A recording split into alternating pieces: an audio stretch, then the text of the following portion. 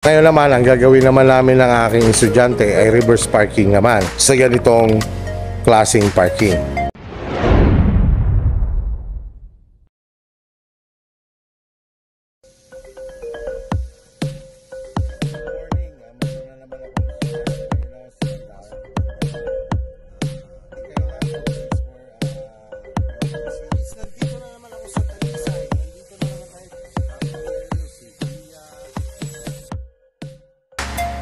Ngayon, Leng, itapat mo yung side mirror mo. Tapat mo, sige, tapat mo dyan.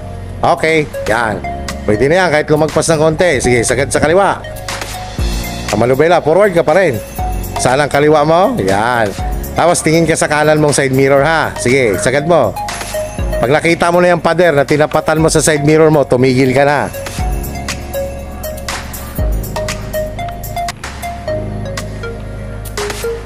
Yan, kita mo na. Kita mo na, Leng. Okay, sige. Opposite ang manubela, reverse. Sige, sagad mo. Yan. Tingin ka lang, kaliwat kanan.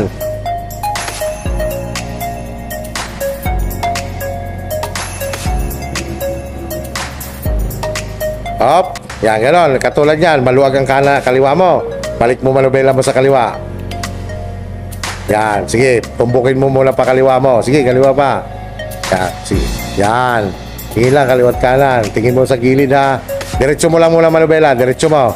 Yan, sige, atras ka lang. Sige, atras lang. Sige lang. Sige lang, yan. Unti-unti ka lang kabig sa kanan. Hanggang palaki. Palaki ng palaki. Hanggang may sagad mo. Sige, sagad. Sagad. Sagad mo manubela sa kanan. Sagad. Sagad, sagad, kanan. Yan. Huwag mo muna babaguhin ang manubela mo. Sagad mo muna. Sige, sagad mo. Yan. Hanggat hindi tumuwid ang kotse mo. Huwag mo muna babaguhin ang manubela mo. Di ba tagilid pa siya? Tingnan mo yung unahan mo at saka tagiliran mo. Tingin ka sa side mirror. Di ba tagilid pa siya? O, huwag mo muna babaguhin. Sige, atras ka pa. Hop. Yan. Kita mo. Straight na. O, diyan mo ngayon ituwid ang manubela mo. Yan. Saka ka ngayon umatras. Leng, magkaiba ng reference ang unahan at saka likod.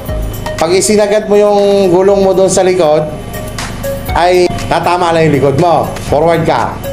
Forward ka muna. Sige, forward. Sige, forward. Doon ka tumingin sa unahan, wag sa akin.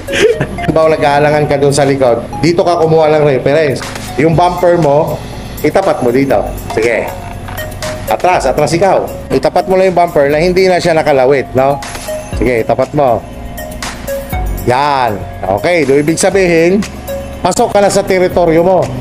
No, hindi na siya nakalabas. So, kung nahihirapan ka sa likod, dito ka kumuha ng reference dahil kitang-kita mo. So, ganito naman, kapag lalabas ka naman dyan, forward. Dahil sobrang dikit ng kaliwa mo, ilabas mo muna kalahati ng kotse mo bago ka kumabig.